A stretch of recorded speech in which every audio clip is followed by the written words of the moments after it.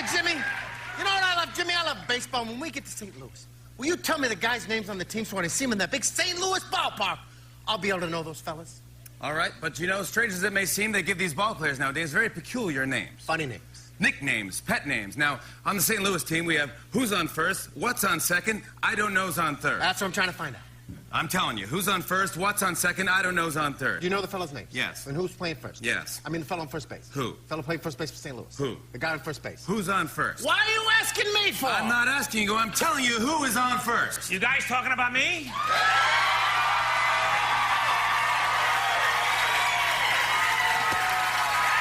Yes. Yes. As a matter of fact, we are. This is who? How should I know? I never met the guy. Well, now you've met him. Met who? Yes. Look, would you tell me your name? Who? You. Who? Him. Me? Yes. Who? What is your name? No. What's on second? This is who? That's what I'm trying to find out. All right, calm down, will you? Okay, listen. When I say hello to this fellow right here, I'm saying hello to who? Hello, nice to meet you. See, now you're starting to get it. Get what? I'm right here. And who are you? I'm who? What? Yes? Who's this fella? No, who is that fella? I am who? Who am I? How am I supposed to know? What's your name? No, what is his name? I'm not asking you what his name is. I'm asking you, who is this fella right here? That's right.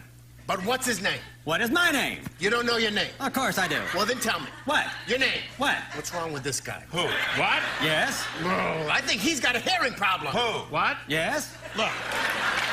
Can't you see I'm talking to him? Who? What? Who? What? Who? What? Who? What?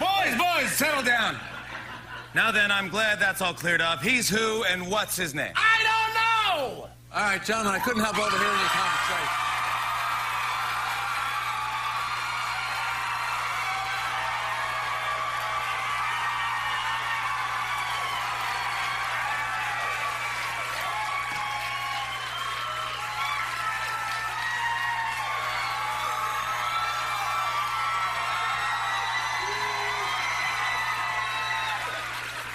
Look, it's very simple. This fella's actual name is who, W-H-O, and this fella's actual given birth name is what, W-H-A-T. Well, that clears it up. Why didn't you just say that in the first place? But wait, who are you? I don't know. Third base!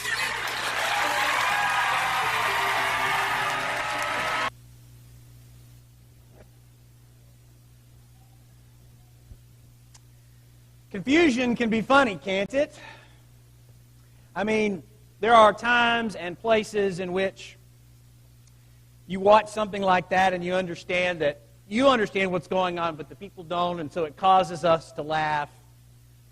But it's not just baseball that can cause that kind of confusion. Last week we played a little game. The game was called What Is It For? Today I want us to play another game. This one, it's even more simple. The name of the game is called What Is It? So here's what I want to do. I'm going to show you some pictures. I want you to tell me what it is. All right? So here's the very first thing. Anybody tell me, what is it? Look up on top. What do you see up there? That's a very good guess. There's a cross up on top. That thing kind of rising up looks like a steeple. But if you look really close, the choir right here can see it. Down beneath that arch are the Golden Archers. That's a McDonald's.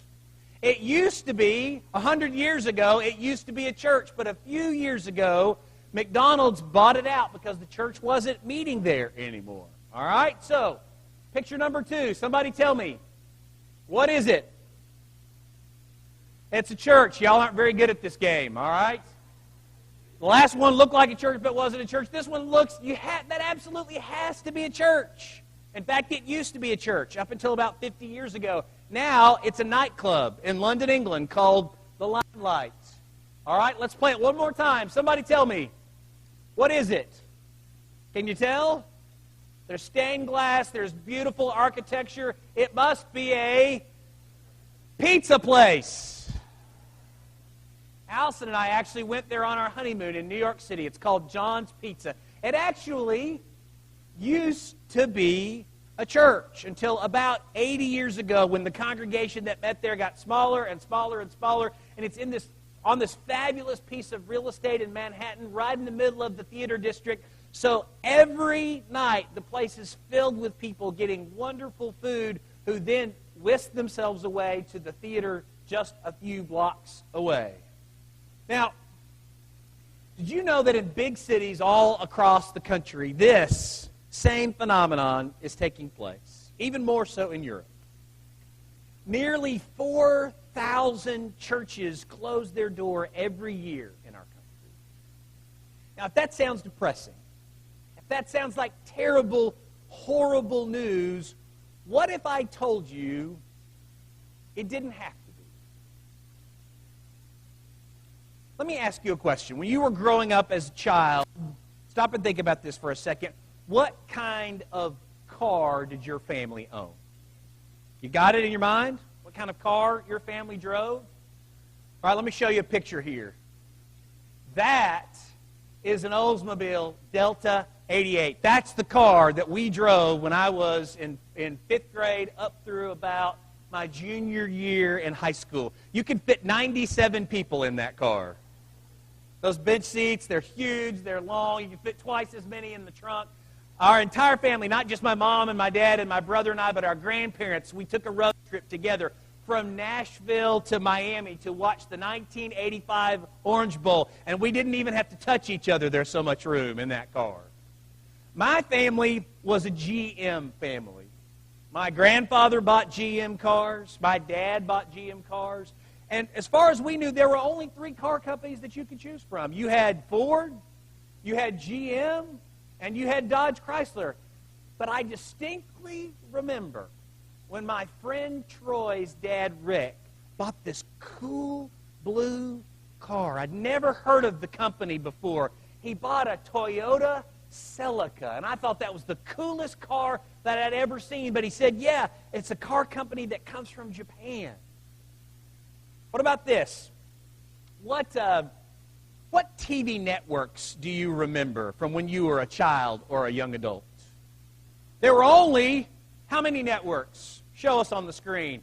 3 networks.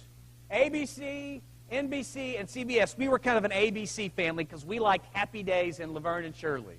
Loved those shows on Thursday night. We'd watch them every Thursday night. So ABC was my favorite network. But now, if you turn on your television, somebody tell me, just how many TV networks do you have? Thousands of them, actually. There are thousands of television networks in our country. 30 years ago, there were 20 brewers in the United States. Today, there are more than 10,000. 40 years ago, there were less than 10 major department store chains. Today, there are nearly 100,000 companies in the United States who sell their clothing, most of them online. Now, sociologists have a big fancy term for that phenomenon. It's called social atomization. Tell all your friends your preacher talked about social atomization tomorrow. They'll be so impressed. That's a fancy way of saying that you and I live in a day and time where instead of people gravitating towards big, homogeneous, large organizations, institutions, and structure, instead what we want is specialization. We want specificity. We don't just want to watch television. We want to watch television that is geared towards young men in their 20s or women in their 60s. That's why a sports channel and a home and garden channel are currently 2 of the most successful television networks, and neither one of them existed 30 years ago. We don't just want a department store. We want a store that specializes in athletic shoes or underwear or outdoor apparel. We don't just want coffee. We want a venti half-calf cappuccino with brown sugar and soy milk. That's the culture in which we live. People want it like they want it. And it would be easy to think that in a culture where that is happening, that the church really only has 2 choices. The church could either proudly resist those kinds of cultural trends and insist on doing what it has always done regardless. There are churches that have made just that choice. They've been worshiping at 11 a.m. since Jesus was born. And if it was good enough for Jesus, it was good enough for them. They've been singing out of the hymnal that Jesus gave his 12 disciples. And if it's good enough for Jesus, it's good enough for them. Why change? On the other end of the spectrum is a very different type of response. The church could enthusiastically embrace those kinds of cultural trends. Change your architecture to look like a shopping mall, not a sanctuary. Make sure your pastor is as funny as a comedian and dresses like a rock star every week.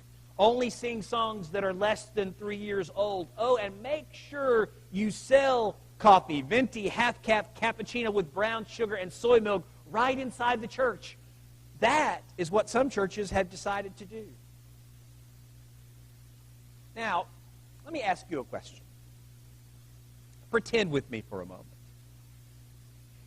Let's just say, for the sake of argument, that you've got to move out of Wilmington, North Carolina.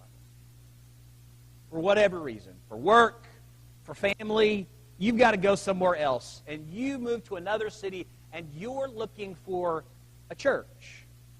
And if I forced you to choose between those two very different approaches to church, the trendy or the traditional, which one do you think you might choose? Now, my guess is more people that worship at the 8:50 worship hour would probably choose the trendy, and more people that worship at the 11 o'clock hour would choose the traditional. I might be wrong about that. That's certainly an unscientific thought on my part, but that's my guess where that is concerned. Ironically, our church is a little bit of both of those things, and that's one of the things I love about our church. We've got two very different styles of worship, two very different looking buildings even, and I love that about us. We're both. But here's the thing. Our city is far more diverse than that, even. We don't just have two kinds of people, traditional people and trendy people. There's poor people and rich people. There's old people and young people. There are conservative people and liberal people. There are black people and white people and brown people and every shade in between kind of people. There are people who like rock music and people who like classical music, people who like country music and jazz, and some people that dig hip-hop and rap. And the real challenge in a culture that is as fragmented as ours is, and it's only becoming more so, is how are we going to reach out and reach all of those different kinds of people? How much do we have to change what we do here on Sunday to reach those people? I'm not sure that's possible. The real challenge in a place as fragmented and as diverse as where we live is it's going to get harder and harder to convince people to come down here to Fifth and Market and take part in what we are doing. But if that sounds depressing, that sounds challenging, then let me let you in on some good news. Because God has a plan. In fact, He's had it all along. A plan that will work in any culture, including a culture as fragmented as ours is. Never read the Bible before, and you just took a look at the words that you find in the second chapter of 1 Peter, you might think that Peter was an architect. He talks about builders and a house. He talks about what kinds of stones are needed. And he talks in particular about the cornerstone of what's being built. And if you really, really paid close attention to the text that Terry read for us just a few moments ago, you might realize that what Peter is talking about constructing is a church. But despite all of the construction language when he talks about the church, what he's talking about is most certainly not a building. What he's talking about is a people. Listen to what Peter says. But you are a chosen people, a royal priesthood, a holy nation, God's special possession, that you may declare the praises of him who called you out of darkness into his wonderful light. Once you were not a people, but now you are the people of God. Once you had not received mercy, but now it has been lavished upon you.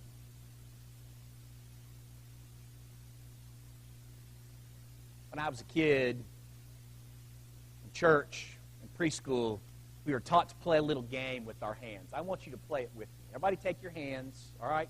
Take your hands. Everybody, come on. You heard Miss Becca. We're all supposed to participate.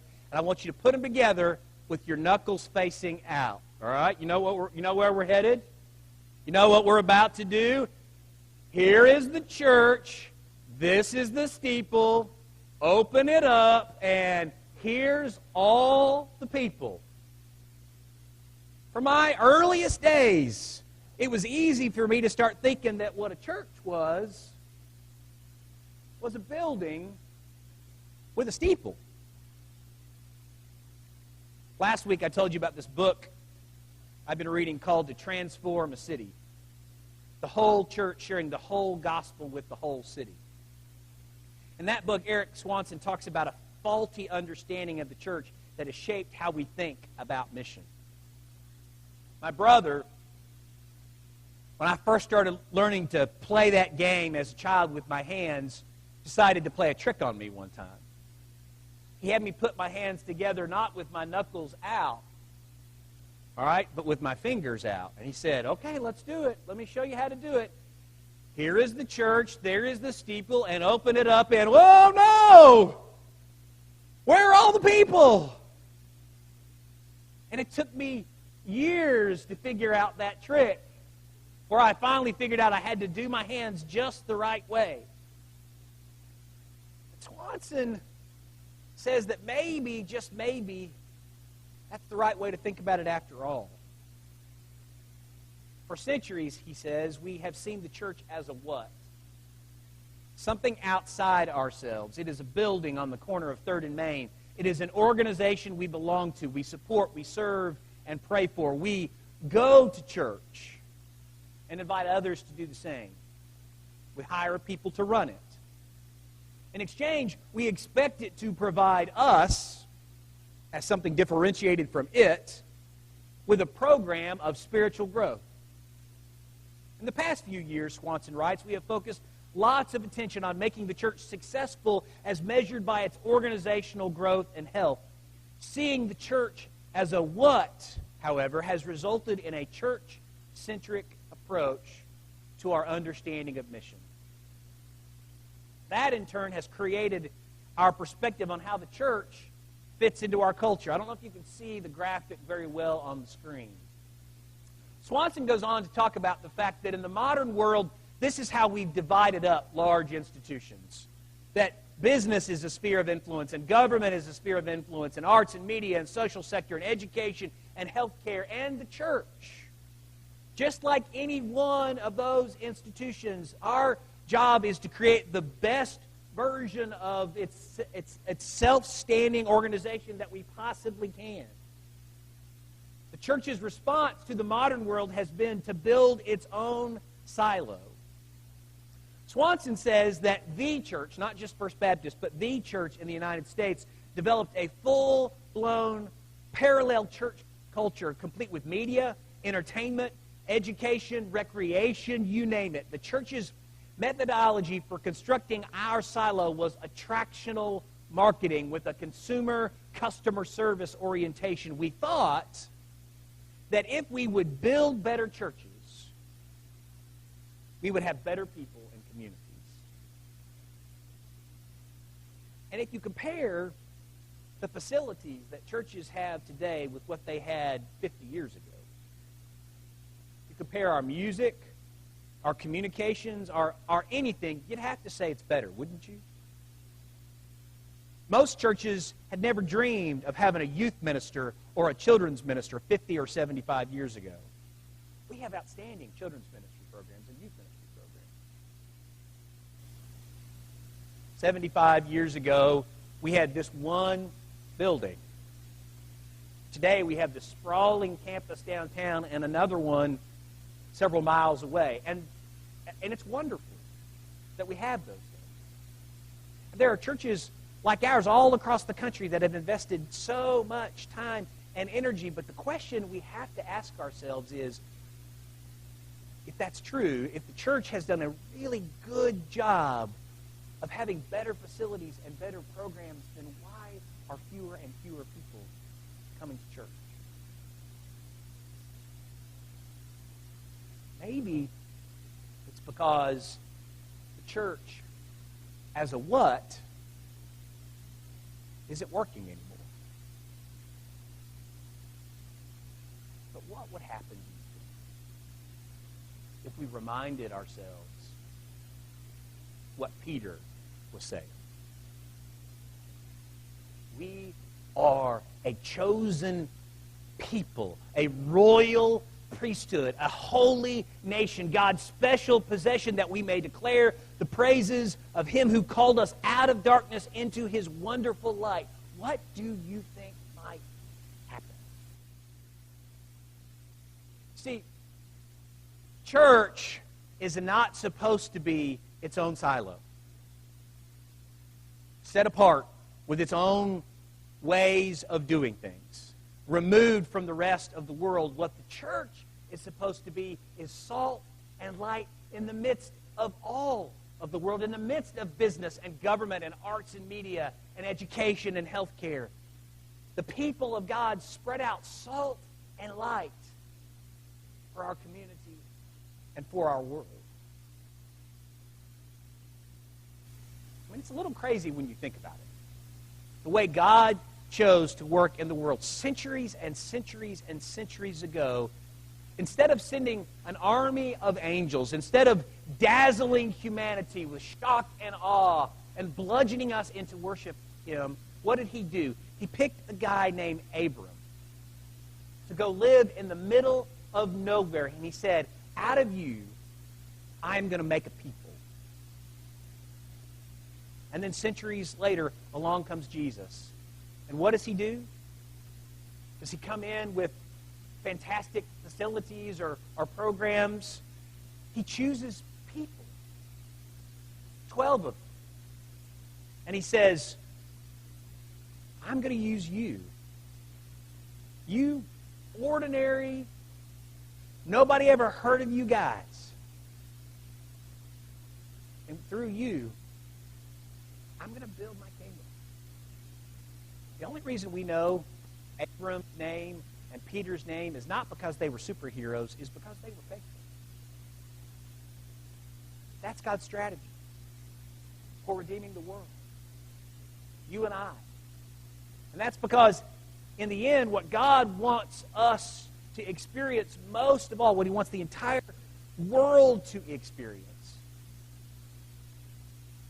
is love. And the best way to accomplish that is by His people sharing that love, one person at a time, in our cities, throughout the world. That's still how God has designed the church to work today, as a chosen people, a royal priesthood, a holy nation, chosen by God to shine His light. Where? In this building? No. Out in the world. Let me tell you what that looks like. This past Friday, I was at a luncheon for the faculty of Alderman Elementary School. They all came walking into the room, and they found this giant mountain of school supplies, and a team of volunteers that had made this fabulous meal. And what I hope they experienced more than anything else was a church that was saying to them, we love you, we're with you, we support you, we're so proud of what you're doing. Judy Vaughn works with kindergartners there. Heather and Philip Sutton, Scott and Courtney Burrell are parents there. Harriet Lennon, if I've got my story straight, used to be the principal there. She was one of the volunteers. Those were people that said, we're behind you. We're with you. We want to help you do what you are called to do. It's amazing. Yesterday morning, the Vineyard Sunday School class was a few blocks from here, at the MLK Center. They fixed, and I'm not exaggerating, they fixed almost 5,000 hot dogs yesterday for a back-to-school bash, sponsored by several churches in our community, most of them African-American congregations. Most of the people who came to pick up those hot dogs and pick up those backpacks with school supplies in them don't live in the same neighborhoods that you and I live in. But the Vineyard Sunday School class was out there sweating to death to be the presence of Christ. It was amazing. Scott Burrell told the story of what they were going to do, and his neighbor across the street heard about it, and he has this big grill rig, and he said, can I come and be a part? A few weeks ago, when we were getting ready for Mission Serve, Tara Tuttle was trying to find some volunteers. So when you're trying to spread the word, one of the good people in our church that can help you do that, sitting up in the balcony, she called Allison like I do and said, hey, listen, we've still got a few slots that we need to fill. And so Allison went to work. She didn't just call her church friends. She just called her friends. They signed up to help our church host other churches from around the country. And what my experience has taught me is that there are a lot of people. There are a lot of people, some of them who never, ever have darkened the door of a church, or at least have done it in a long, long time, that if you just give them an opportunity to be a part of blessing other people, that God uses that to open up a door about conversations about how His love works. And I don't know if either the person that Scott's neighbor or Allison's friends are going to darken the door of our church or not, but I do know this. It's far more likely because they saw a group of people that are trying to serve than if they just said, will you come and worship with us? There's nothing wrong with worship. It is wonderful. We need to do it. We need to be in this place every Sunday morning to gather, to praise God. But the reason why we gather in this place on Sunday morning is not to be the church. It's to practice being the church. Because we are most the church not when we are all in one place. We are most the church when God spreads us out and plants us like seeds that begin to grow and the kingdom begins to come.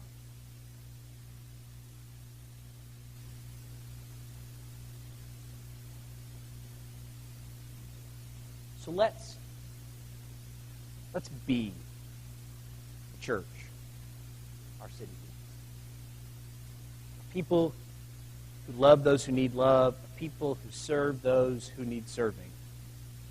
Because in the end, I think maybe my brother was right. Here's the church. This is the steeple. Open it up. There go all people. Would you pray with me?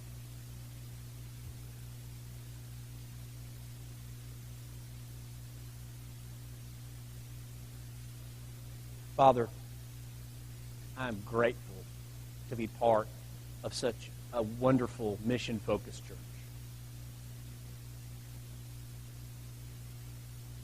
Trying to meet the needs of our community. Trying to go even further, God, even deeper. So remind us, God, that every single one of us can be a part of that. Remind us that every single one of us, that we are the church. That we can love our neighbors